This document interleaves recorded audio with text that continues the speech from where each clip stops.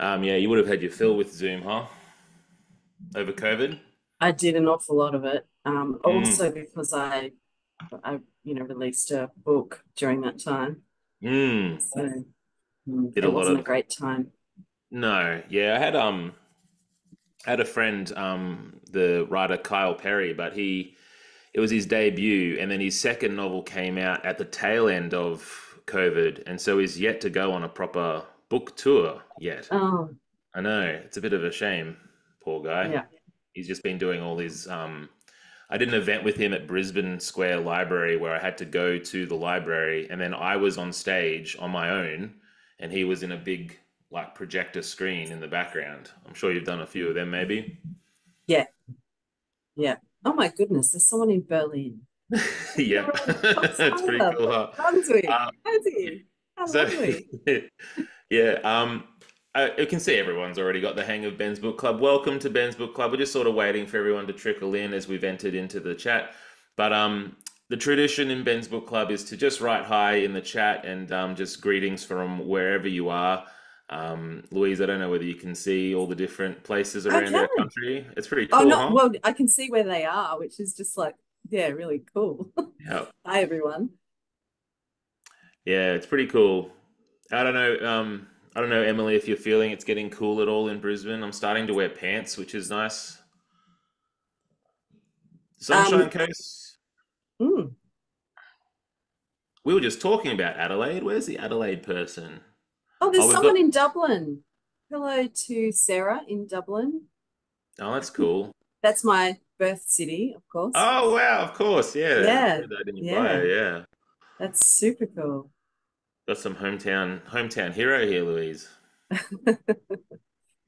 Um,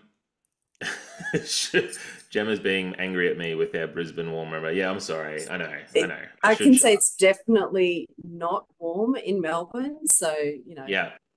there won't be many places. Maybe Tassie might be a bit colder. I'm going to Tasmania in a month, so I think I'm gonna get a real dose of cold down Oh, there. Yeah. I love Tasmania. It's so beautiful. Yeah, I can't wait. It's been about a decade long dream of mine to get down there, and I'm turning 40, and then Oh, yeah, we're going wow. down. Oh, just a baby.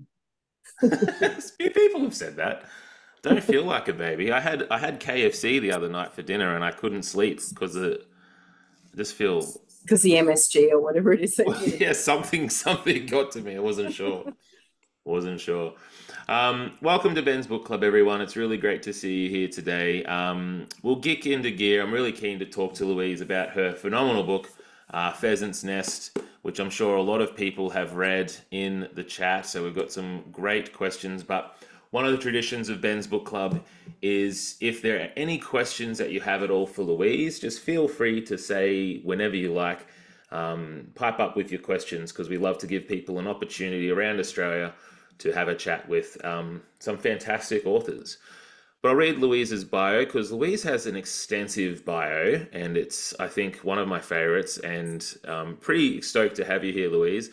Louise Milligan is a multi award winning investigative journalist for ABC TV's Four Corners, the Australian National Broadcaster's flagship current affairs documentary program, and she is the author of two best selling non fiction books: Cardinal, The Rise and Fall of George Pell, and Witness, an investigation into the brutal cost of seeking justice. Her books have been awarded multiple prizes, including the Walkley Book Award, the Davitt Award. I have to go through all these. Oh my gosh. You don't The need to Davitt say all the Awards, awards. Don't worry the about it. Melbourne Prize for Literature People's Choice Award, the Victorian Premier's Literary Award. That's so good, Louise. The Sir Owen Dixon Chambers Law Reporter of the Year Award, a Press Freedom Medal, and a shortlisting for the Stella Prize. Holy dooly. Louise's journalism, particularly her coverage of historical institutional child abuse and the experience of women in the criminal justice system and parliament, has broken national and international news and sparked government inquiries and led to profound culture change and law reform. And Louise is born in Dublin to an Irish mother and Scottish father and moved to Australia. Did you first move to Melbourne when you first came to Australia, Louise? Yeah, yeah. We moved straight to Melbourne. So yeah, three little kids. Mum and Dad had never been to Australia. Wow. And they didn't come for a holiday or to try it out. They emigrated. So Can you it imagine? was, I know it seems like unthinkable now. Yeah, I agree. But hilariously, so my dad, many years later at the Melbourne Immigration Museum, he was one of the people chosen to meet the Queen and Prince Philip. Oh, And wow. so, they're doing that thing where they line up. And Prince Philip says to my dad, so, what was it that brought you here, Mr. Mm. Milligan? And he said, well, the thing I normally tell people, sir, is Maggie Thatcher. and, and Prince Philip said something like, oh, well, I can understand that. That's funny. Um, So, yeah, that's anyway, pretty cool. That's it was pretty a better life. Hey, can I ask you, Yeah, go ahead. speaking, I'm actually in my parents' house because they live next door to me and it's quieter than with my marauding teenagers. Dad's put a heater on in here. Is it noisy? Is the heater noisy? I can turn No, it no, off. we're good. I can't You're hear it at okay? least. Yeah, no, Okay, we're good. good, I think. I Cool. guess give us something in the chat if anyone can hear the heater and it's distracting at all. I can't hear it. Mhm. Um, I think you're the most well awarded author. Like we've been doing this for nearly 2.5 years now. I think you're the most well awarded, which is pretty crazy, Louise, because we've had some pretty cool people on here. But my first question for you is that you've had all these accolades, you've had all these prizes, and you've obviously done such meaningful work as well with your journalism and with your creative fiction as well. But my question is, what has been the moment in your life where you felt the most proud of yourself? And it doesn't necessarily need to tie into writing at all or journalism. It could be that you won a third place ribbon in, high school swimming. I don't know, but where did you feel the best sense of pride in any of your achievements? Not the time in grade three where I won a colouring in competition for a picture of Matilda, the boxing kangaroo. Sounds good. No.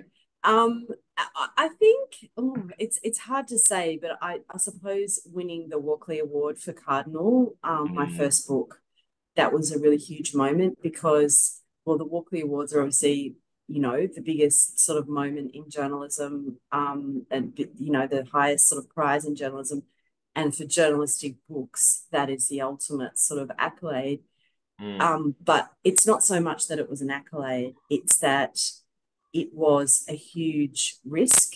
yeah. Um, George Pell was at that time the third most senior Catholic in the Vatican and the most senior Catholic being Cardinal in Australia. He was a very robust and muscular type of Mm, man who played his church politics like he played his football, mm, hard and tough. And he was a cultural warrior and he had a lot of very high profile defenders, including, of course, two prime ministers or former prime ministers in John Howard and Tony Abbott. People were lining up yeah. to take shots at me for this very, it was a very considered book. If you actually read it, was very careful. But Yeah. because it was the first time that the allegations, multiple allegations of historical clergy abuse were leveled against Pell, and the victims were, their stories were told. Mm, Um, it caused these cultural warriors to go completely, ballistic, really, mm, and and so it was a really rewarding time because I felt like it was a very important thing to do, but it was also quite a scary time. And so to have the imprimatur of my journalistic peers by winning that award, it was a really big thing.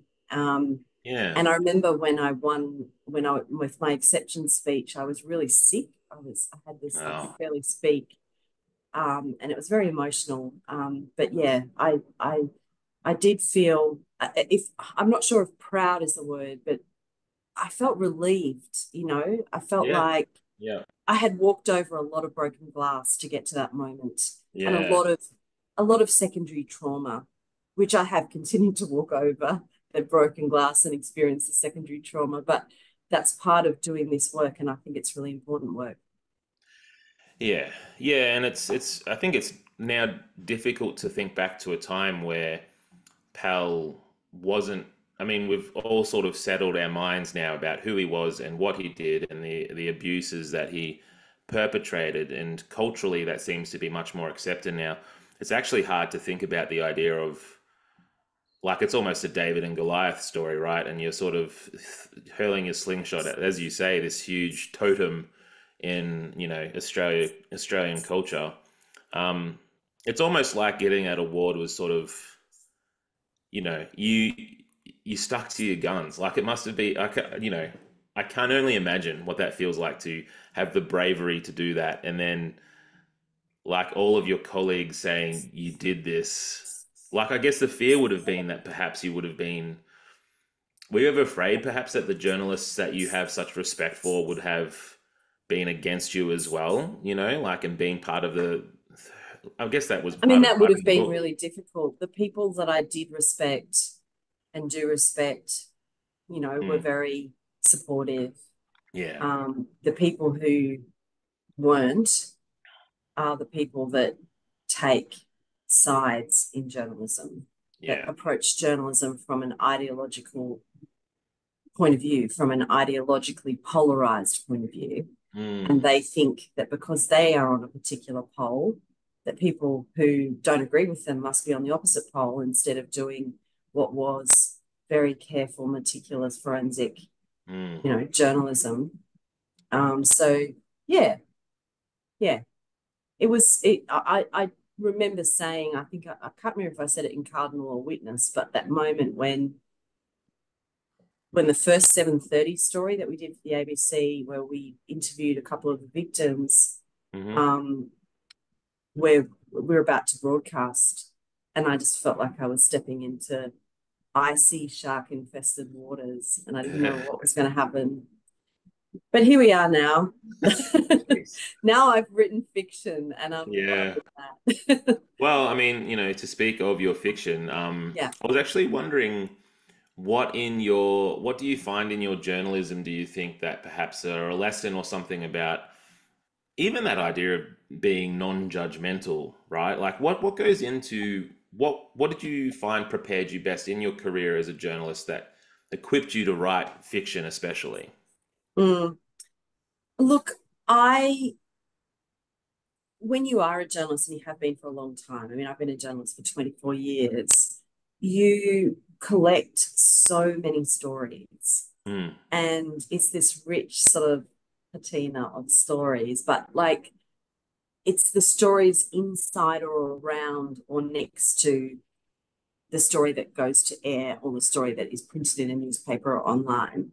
Because there's so much going on about the characters of the newsroom, the characters like the police, for instance, hmm, hmm. the things that go on behind the scenes. And yeah, so that, I guess you bring that from your journalistic practice, but there are a lot of journalists who want to be novelists. It's a bit of a cliche, let's face it. Um, it it's something that I wanted to do long before I was a journalist. And my mum always said to me, you know, when I was a little girl, you're going to grow up and write books. Mm, And yeah, it was something that was always in the back of my mind that I was going to do. But when you sort of have been doing journalism for a few years, you sort of get very much into that yeah, sort of way of writing, and yeah. you sort of have to step back. And it's only when you've been doing it for a long time that, I don't know, you sort of have more confidence in your Mm, ability to write in that different way. But I did also write my nonfiction books from more of a literary sort of perspective. A yeah. lot of journalistic books, I'm sure you would have read, they're very sort of straight up and down, Yes. Yeah, and yeah. it's just about conveying information rather than telling a story in a literary way. And I tried to do that with both Cardinal and Witness. So Mm, yeah, I didn't find it difficult making the jump. It just felt like something that I was always meant to do, Mm. Loved it so much. It was just exhilarating. Oh, that's cool. What was the impetus to finally pull the trigger on this this dream that like, were you always sort of writing fiction in the background, or did you finally go, No, you know what? no, no, not at all. I started writing it in 2015, um, after I had covered the Jill Marr case. And Jill, as people will remember, was the Irish woman who was murdered on the streets of Brunswick in Melbourne.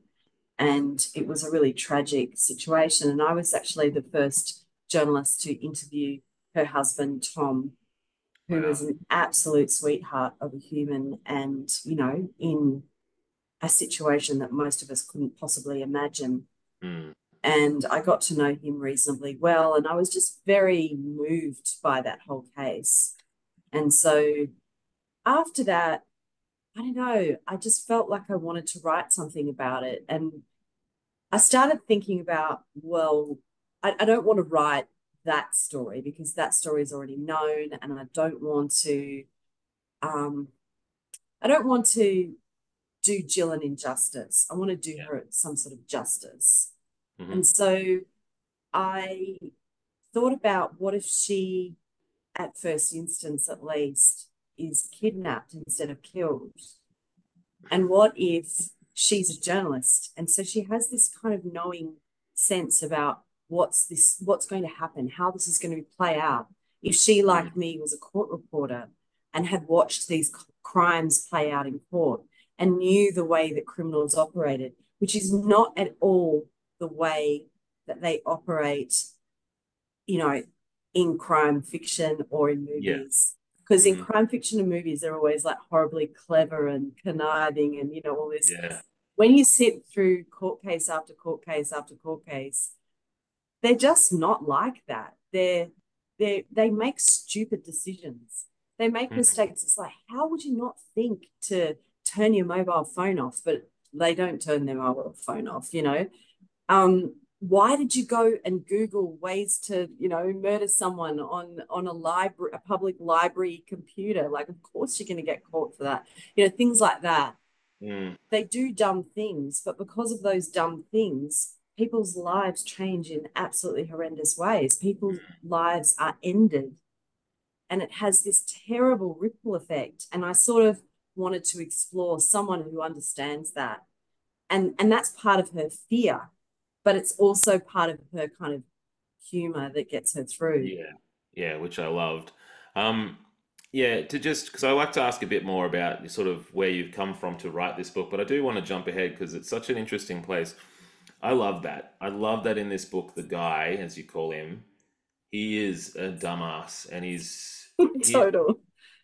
he's such an idiot. But the thing that I found that I was wondering about more, it sort of seemed to make it more tragic that someone It's that's someone that dumb, or someone that's stupid, I should say, is able to have such a profound effect because they're not thinking and they just do these things impulsively, and then they try to cover it up impulsively.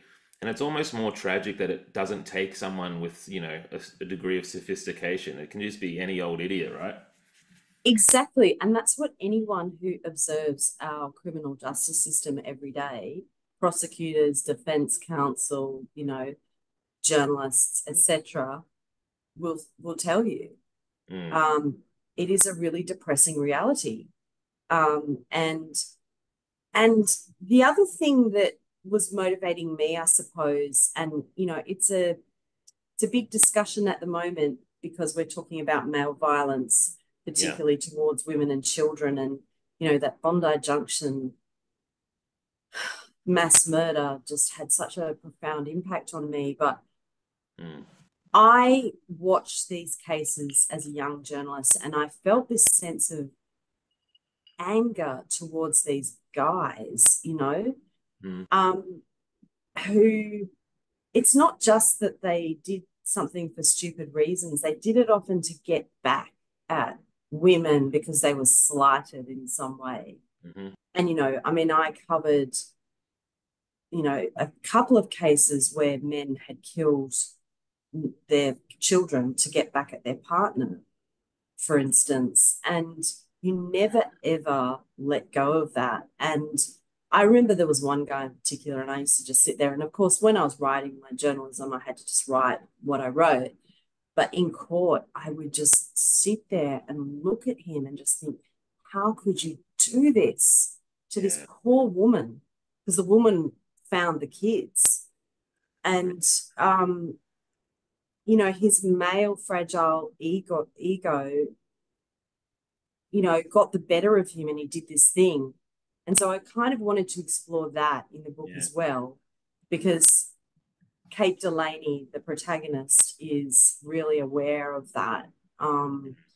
And she's aware of his stupidity. She's so irritated by him It does make her mad, yeah. while she's in that car and beyond. And every woman has been through these sorts of situations, whether in a more sort of mild way or a more serious way. Hmm. We walk through the world and we are harassed and we are assaulted.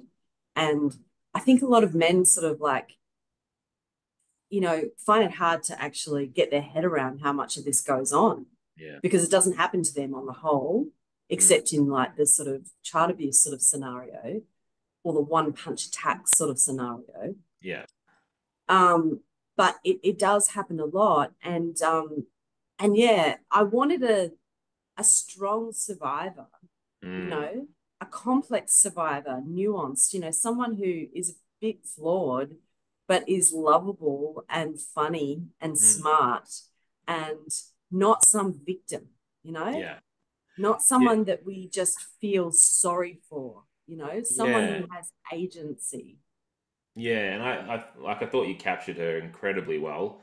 Um, she felt incredibly authentic as well. And I Thank haven't you. been in the situation that she's been in, but the idea of a person kind of escaping into memories and escaping into humor and Mm, doing these survival things in such a smart way. Like I thought it was so clever.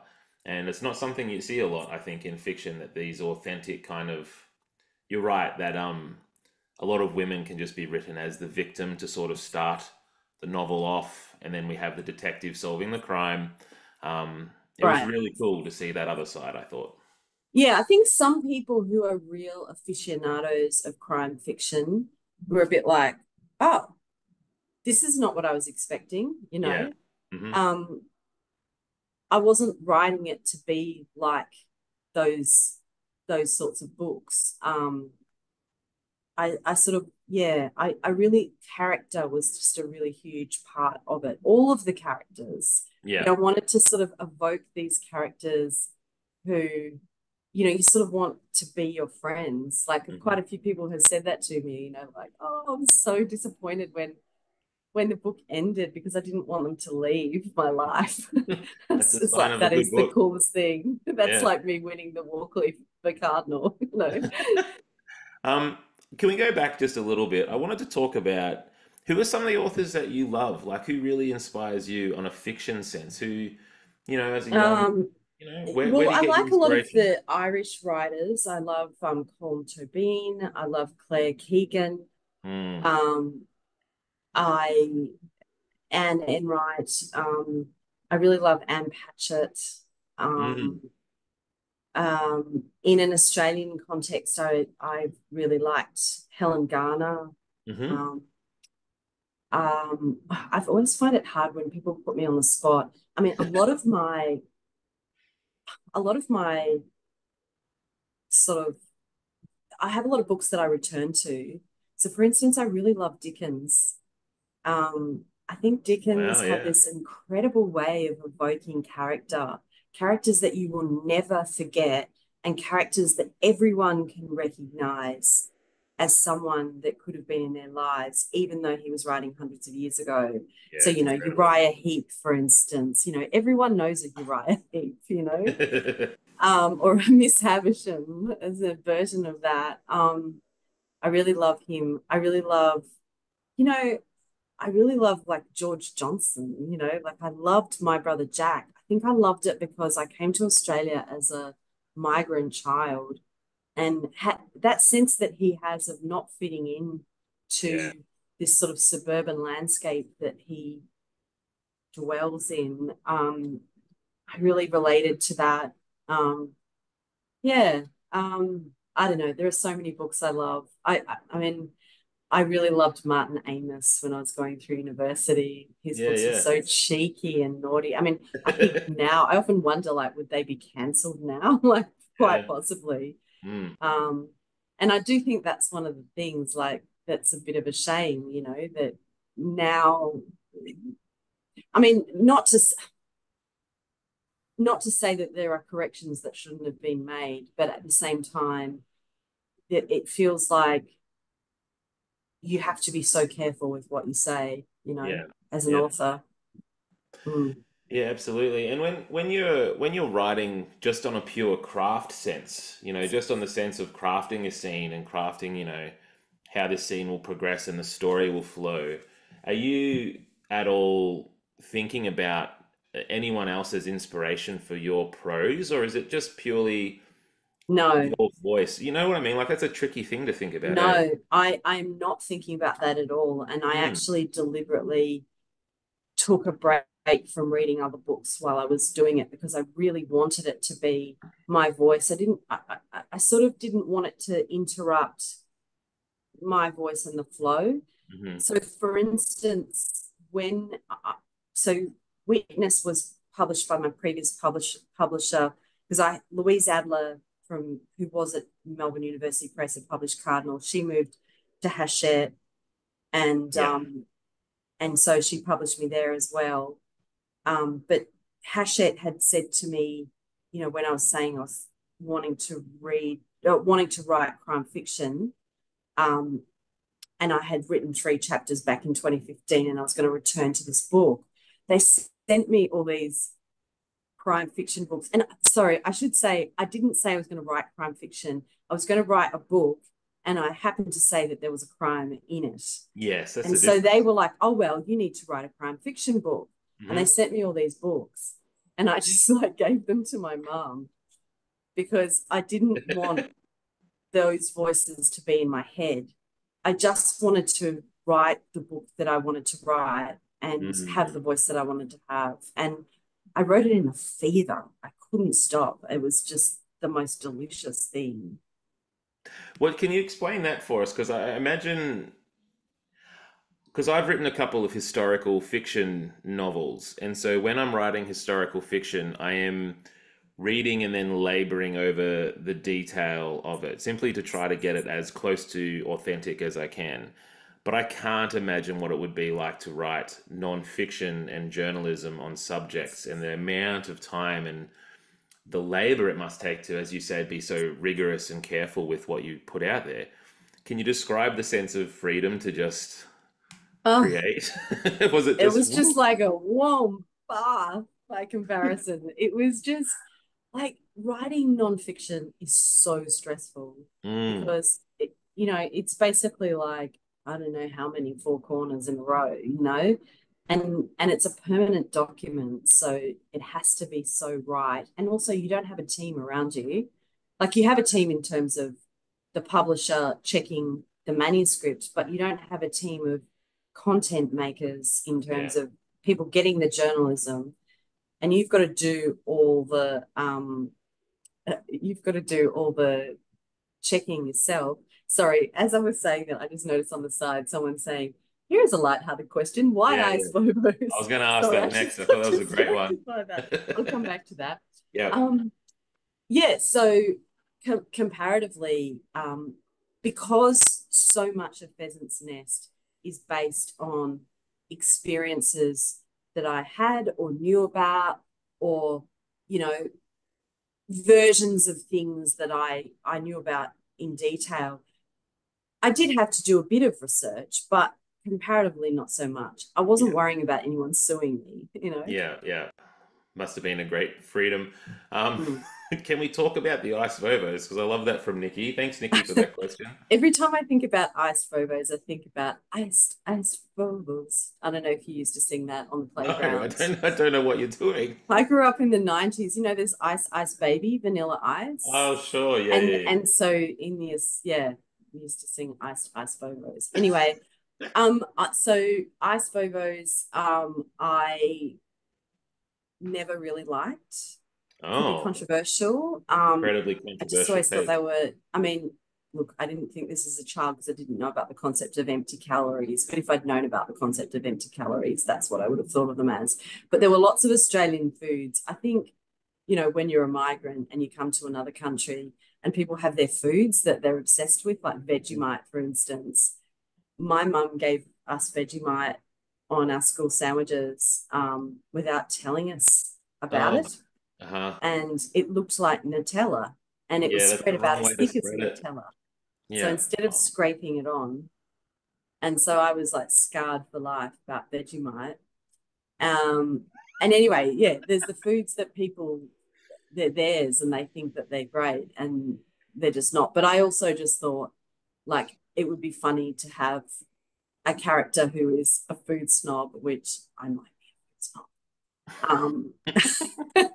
who is trapped, with this guy who Yeah, is, yeah. into food that is not particularly great. So yeah, it was just a comedic device, really. I mean, one of the other things that she hates, as I do, is cross-cultural pizza. So pizza with tandoori chicken on it. I think there Yeah. ought to be some sort of legislative requirement that it is never allowed in any place at any time. Um, yeah. So anyway, it was just something to have a bit of fun. You Yeah. know what I had the other day, Louise? I didn't have it, sorry, I saw it. I wouldn't buy it. It was a butter chicken burrito. Oh, stop. Yeah. That's a war crime. It was That's and like honestly, that really, really should stop. that store should put your quote on the front of their advertising. Louise Oh, Milligan, war crime. war crime, exactly. So I see another question there about the statue of the Child of Prague. Yes, from Angeline's. So Great there's a question. key moment with the Child of Prague, and so I should say there's a character in the book called Auntie Maggie, and she's the only character in the book who is precisely a real person, Oh, except for her name. So oh, tell her us. her name was Auntie Chrissy, and she was my maternal aunt. And she was this very naive, kind of lovely woman. There's a tradition for anyone who lives or who is Irish. There's a bit of a tradition of single women who never got married and but weren't nuns. And I don't know whether, like, maybe they were lesbian. Who knows? I don't know. But and it just wasn't acceptable. It wasn't something that you could be in a deeply Catholic country. But anyway, she was one of those, and she had 27 or 28 great nieces and nephews, and I was the oldest of them, and I was also the favorite. I mean, she's only human, come on. So anyway, no, joking. Anyway, she treated me as a child, and she would buy me all these like sundresses and all this, and she was very, very Catholic, and she went to Lourdes in France, which is the site that the Virgin Mary appeared to Saint Bernadette. So she went to the Holy Grotto, um, however many times, 17, something like that. And she would bring back all these sort of trinkets, these sort of holy trinkets. And the sweets, there were these little sweets that were sort of hard shell. And then in the middle of them, they had real water from the Holy Grotto that Our Whoa. Lady appeared to Saint Bernadette. And I would bite into these things and just be like, what's going to happen? It's And some magic in anyway, there. when I went over there as a 21-year-old, my boyfriend at the time was, had grown up in a Protestant, non-practicing family. And Mhm. he was just a bit like, your family is crazy. And Auntie Chrissy, because I had gone there with a boyfriend, oh, well, I must be getting married to him. And so she gave me a Child of Prague. Now, the Child of Prague statues are usually about yay high. She Mm. bought me one that was like the size of a cricket bat, and it's a child, an infant baby Jesus. Well, he's not baby; he's like a little boy Jesus with this like very elaborate gold and red crown. And in Ireland, they put out the Child of Prague statue the night before they get married, Mm. so that it won't rain, because it Mm. makes On the total wedding day. sense. That, Okay. like you really should do this because otherwise it will rain. But you Yeah. have to behead the statue first before you Right. put it out. Um, Of Jesus. yeah, of the baby or the infant Jesus. Yeah. So she was giving me this statue because, of course, I was going to get married now. Had absolutely no intention, and she and it was huge. And I was going backpacking around Europe, just like Kate Delaney. So Kate has taken that story from me. She's borrowed it.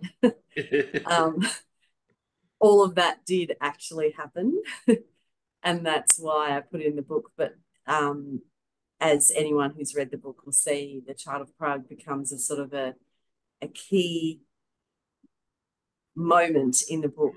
And it leads to part of the reason why the police think that Kate's lovely boyfriend, Liam, is the perpetrator, Mm. because it's usually the boyfriend rather Yes. than the guy who has kidnapped her.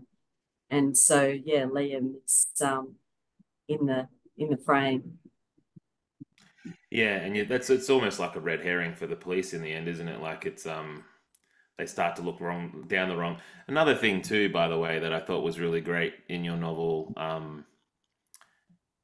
like the police, it's almost luck that she gets found. It's not, you know what I mean? And there's some well-meaning, like good-hearted police Mm, who are just working the case to the best that they can, but it's mm, almost, they make some wrong turns, they have wrong assumptions based on good, good ideas, but mm. they almost can't, like like they can't do anything, and it's sort of worse. It's made worse for that. It's almost luck that finds.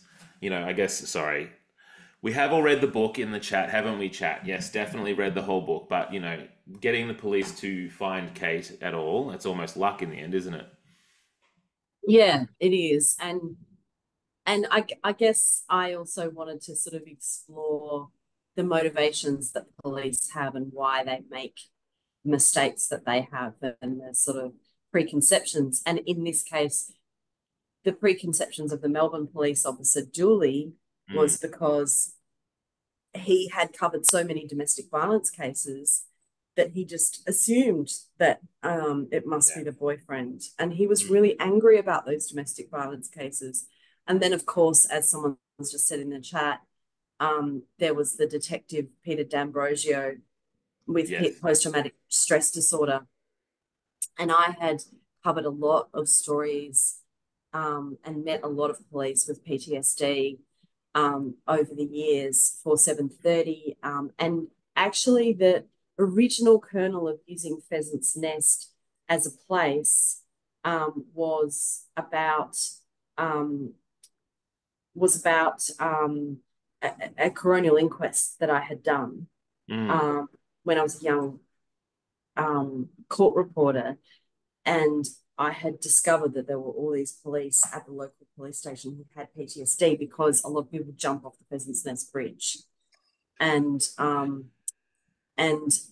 I had interviewed a few of these cops, and basically the story was spiked because back in those days you couldn't um, report on suicide in the same way that we do now, mm. because the uh, people would think that it was a copycat situation, and Oh, I right. and it and the experience of those cops had always really stayed in my heart. And Mm, then and then more so when I got to know more cops and did these stories for 730 about PTSD and the insurance company treating them terribly.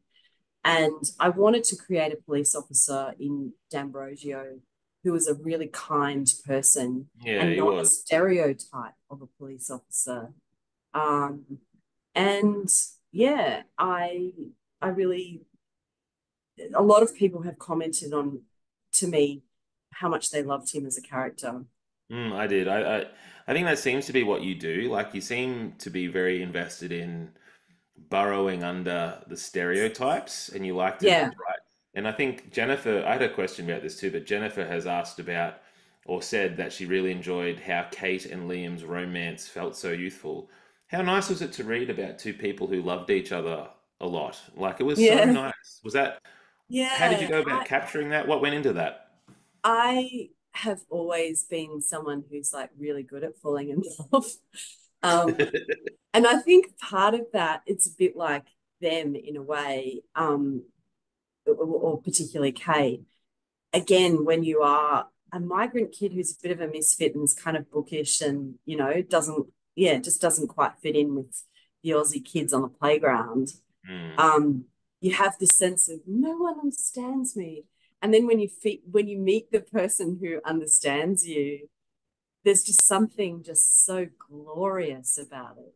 yeah. And yeah, and I just thought, I don't know, I guess we've all gone through a few years of quite difficult times, where Mm, those sorts of things weren't so possible because of COVID and so on. And I mhm. just wanted to, I don't know, remind people of that beautiful feeling. And also, they're not, even though it's youthful, they're not that young, like they've had a bit of life experience and Yeah. they just happen to have found their person. And I mean, it's so funny, like so many of my girlfriends, the ones who are single, are like, if only Liam was on the apps. it's it's like, how can this guy not have been snapped up? But he hasn't been snapped up because he's got his own sort of demons that he'd been wrestling with, around his own um, youth. And yeah, but it was just a complete fictional creation in lots of ways, but I enjoyed writing it so much. Yeah. Well, you can tell, like it was relieving to read, and I kept on because a trope with crime fiction is that there would be towards the end there'd be some sort of twist where it ended up being Liam all along or something, or he paid a mate, and I was just in the start. Oh, you were thinking that, were you? I was Oh, just that's like, so please funny. don't do that. I just want it to be Liam is a good guy and I like him the whole way. And Yeah. thank you. Yeah, you stuck the landing for sure. Um, I'm really interested in this idea. I love the opening. I really thought that you started in this way that was just so vibrant and we're right in the middle of the action. And I was just wondering about that because I know for some writers, you'll write the whole thing and then you'll, oh, I'll start here at a different place or an edit. It was always the start, was it? Absolutely. Yeah, awesome. Not every, there was one bit in the middle of it that I did change around a little bit, but I just put it later because I realized it was getting in the way of the action. But Yeah. other than that, I started writing it and then I finished writing it. um, Wow. I, yeah, I just, it was just coming to me. They were my imaginary friends and they were living in my head. And Yeah. I'd be like, oh, that's what Sylvia would do in that situation. Or, you know what I mean? Like, oh, yeah, they would do, and it was just that sort of, and, like people, almost every single person that I've spoken to who's got back to me about the book and, readers writing to me and whatever has said that they read it in a couple of days. They couldn't put it down. People keep talking about it being propulsive and whatever. That's Mm, exactly how I wrote it because mm, I was just in this gallop. And mm. so, I mean, I have said this a few times that forgive me if anyone has heard me say this before, but I did have this hilarious situation with Chris Hammer, Yeah. who We know is Chris. yeah, Yeah. he's a lovely bloke, another former journo, although I'm not a former journo. And we were talking about how in crime fiction, I didn't know this, but there were plotters and pantsers. Yeah, So yeah, plotter plots it out, pantser fly by the seat of pants. I thought it was a panther, and I thought I was a panther.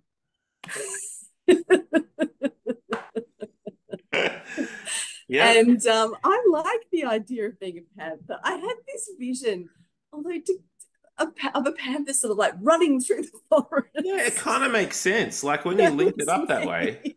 it makes sense. I Anyway, think you could maybe reclaim that. Now it's Plotter and Panther. I kind of like that.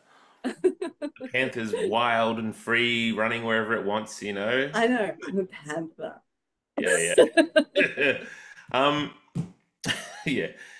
Um, I'm a bit jealous of that, honestly, that you wrote that quickly, and that it came out in such a flow, in such a way, and it's just landed on the page. I mean, that's pretty incredible. It must have just been. It's like you're.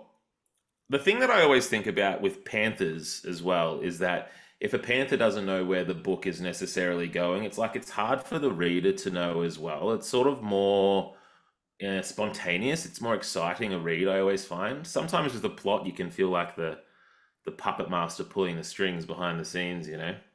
Mm, Um, so a question I had for you, and I really wanted to ask this of you, is this idea of I found that you really did offer a pretty unflinching view of what Kate went through, abduction and rape as well. mm, Um, but I didn't think you ever got to the point where you were being gratuitous. Like it was a fairly careful balance.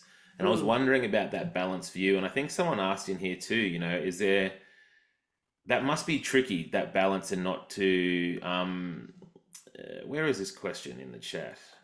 Jody asked, are there any crimes that you wouldn't write about in fiction, or is there a way in which Mm. you're leaving detail out to, you know what I mean? Like, where was that balance in line for you?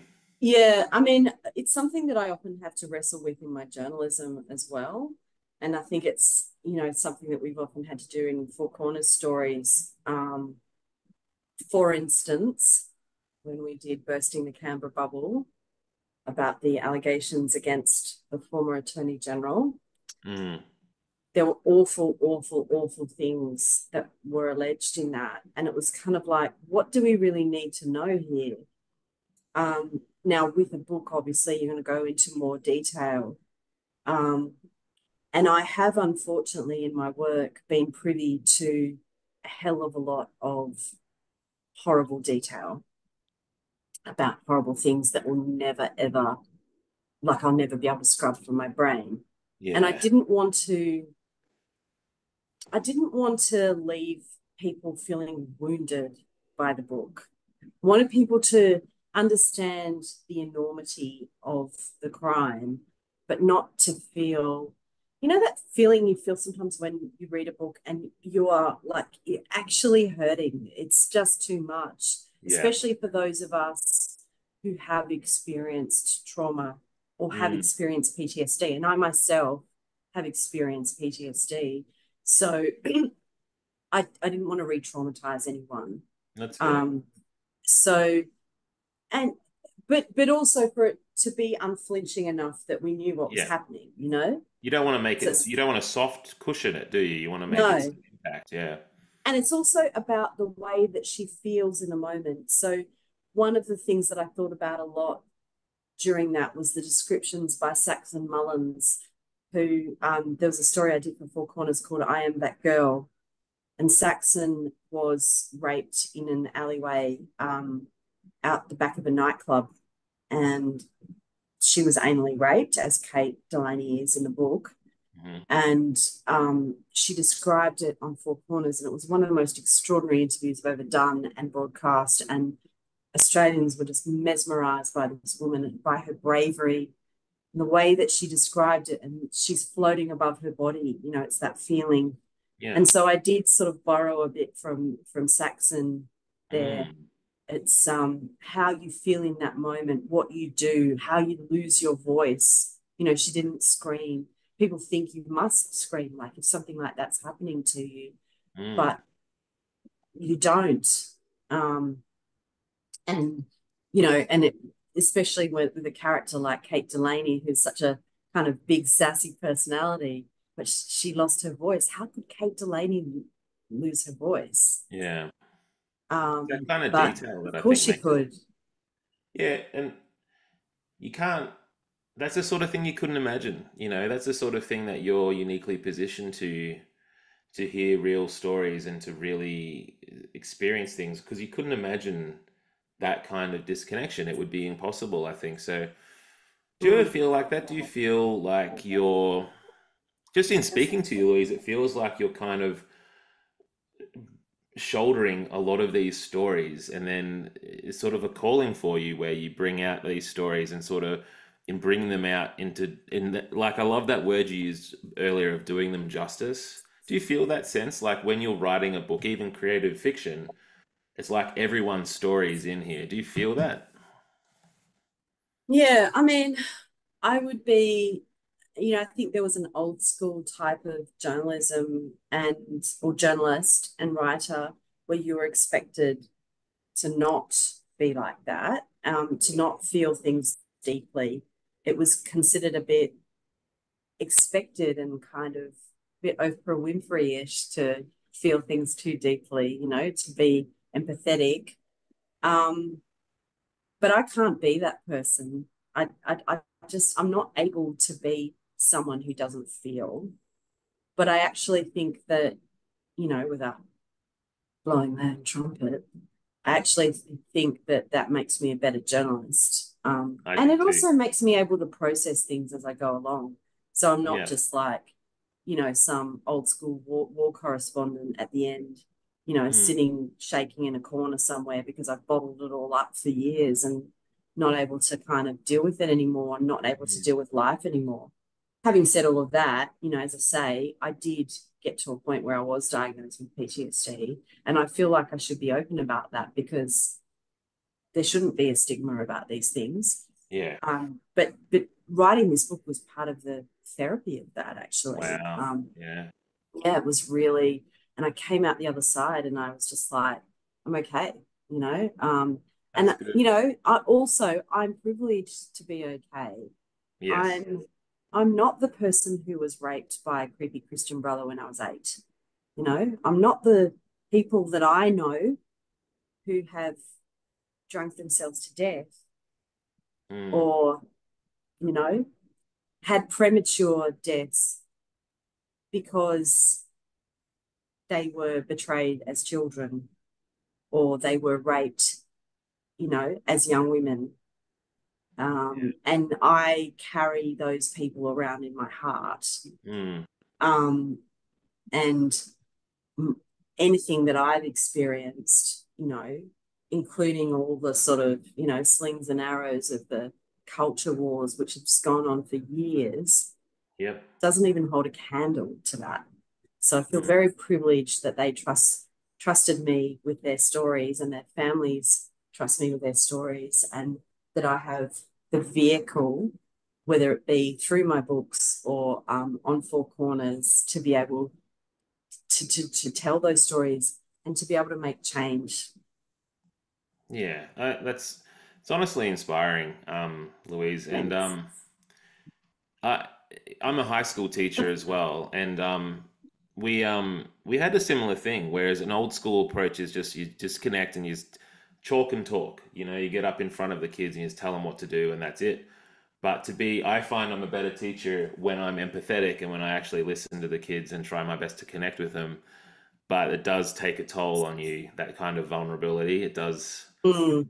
it makes you better at, yeah. Oh, you'd be an awesome teacher. There's lucky Hey, you. thank you. I try my best. We had literature today. It was a good day. We were starting reading Sherlock Holmes, which is fun. Cool. Yeah.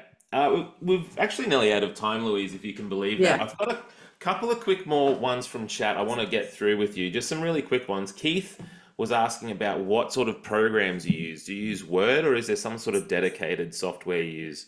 I am such a Luddite. I use Word and I just start and I finish. And yeah, no, I don't use anything fancy whatsoever. I don't have Love it. fancy I love it. things. Yeah. Gemma is asking, why is she emphatically Kate Delaney and not just Kate? I liked Kate Delaney, but it's I such an just felt iconic like name. it was, I don't know, such a good name that I just It had to is. keep using it. And I just liked I don't know, it just sort of emphasized things. I'm not quite sure was just a thing, and I started doing it, and then I thought this is working, and people, like my publisher liked it. So yeah, No, I like it too. It is one of those names where you would say it's the such whole an thing. Irish name as well. Yeah, I love that. Um, Trisha is asking, was an epilogue considered? Which is an interesting question. Really? Yeah, No. no, I mean, look, there were some discussions from like a couple of people who read it. They were like, "Oh, but what happens next?" I'm like, "No, that's the ending. That's where it ends." Yep. That's amazing. It's sticking to your guns that way. That's really great. Mm. And Gordana is actually asking about what's next for you. Like, is there another one in the pipeline, and are we going to see any recurring characters? Um, is it? I mean, has everyone read the book? Well, this is a Um, good question. I guess if you haven't read the book, block your ears, maybe. Most people have, I think. Most people have either read it or have listened to the audiobook, I think, as well. A lot of people. okay, so there is another book in the pipeline, um, and interestingly, when I first gave it to my uh, to my agent, she said to me, she's a sort of a friend of mine, and she said, I'm going to give it to the hard ass in my office because I want her to read it and you know, to sort of be separated from me, sort of thing, and see what she thinks. Anyway, the hard ass came back after 3 days and went, "This is fucking amazing," and That's a huge and endorsement. I still don't know who the hard ass was, but she said, but she's definitely written it with a sequel in mind, and I was like, no, I haven't. No, I haven't at all. Um, and then I just started thinking, I was like, hmm.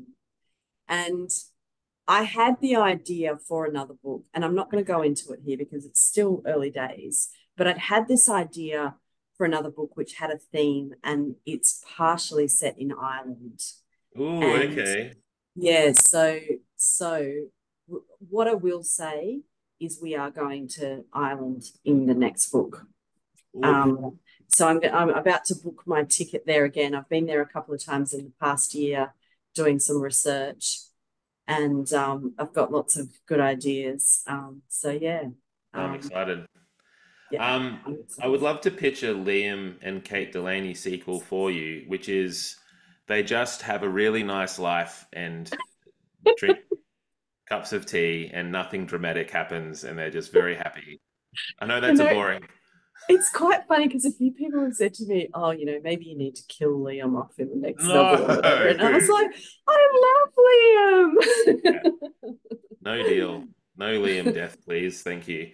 Um, my first book I wrote, I had a, spoiler for my first book, I guess, but unfortunately, I didn't know what I was doing, but I killed a dog in the book, and I've never been Oh, forgiven. I still get people at events talking to me about they won't forgive me for this. I know, I can tell in your do you face. know, I've only just recently got a dog in the past couple of years. I've never had one before that. But before that, that Marley and Me film, oh my Uh, God.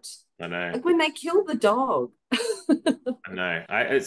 I don't know what I was thinking. Like I just made everyone angry at me. I made everyone sad. I don't know what I was doing. I didn't know you weren't. I won't do it again. I promise everybody. Louise, you've been really great. It's been such a privilege to be able to talk to you. And Oh, I want to say, hang on, there's someone who said it way better than me. Dave McNair said, "Thank you so much, Louise. I'm really looking forward to reading." Oh, we spoiled it for you, Dave. Sorry. But I read Witness and then finished Cardinal. Thank you so much for writing these two important books, but I would like to add Pheasants Nest to that. Really appreciate you, Louise, and appreciate all that you do for all these stories, all these people that you carry with you. It's really cool. oh, that's lovely. And thank you for all the comments I'm seeing on the side. I'm like, oh, you people are all so lovely. It's nice. It's really nice to know that, people have enjoyed it and it's had an impact because it was a passion project for me. And as I say, it was therapy for me. And, Mm. you sort of push it out into the world and hope that people will get the same from it. But I will say also thank you to you. Like you're just such a lovely Oh, thank you. interviewer. Like, yeah, you can just see the care in what you do, which is it's lovely. And I've done a lot of interviews, and this one is different to the others. So thank you for Oh, Louise, you made my whole day. Tell you what, all that. those kids didn't like Sherlock Holmes that much, but I feel good now, Louise. Let me tell you. Thank you. Thank you for everyone for being a part of Ben's Book Club. If you're interested, we have a Facebook group. If you jump onto Facebook and type in Ben's Book Club, you should be able to join up. But next month we're going to be reading this one. I don't know whether you've read this one at all, Louise, or this is a Oh no, really, I haven't. yeah, Yeah, I haven't. this is another Jane Palfreyman one, I think. It is, yeah. Yes. Really, really like different to what we normally read. It's very quiet at the moment. It's just Hmm. very thoughtful, very methodical. And it's a debut as well for this author, Cameron Stewart. So if you're interested, we're doing this at the end of next month, or sorry, I think it's actually the third Tuesday. It's a different date. I'll post it on the Facebook, but it's because I'm going to Tasmania at the end of the month, which I'm looking forward to. But anyway, Cameron Stewart next month. Thank you again, Louise, and thank you everybody for being a part of Ben's Book Club. Yeah, you've been inspiring tonight, Louise, and I'm just really appreciate you. Thank you for your Oh, time. thanks. You're a sweetheart. Thank you. All right, bye guys. See you later. See ya.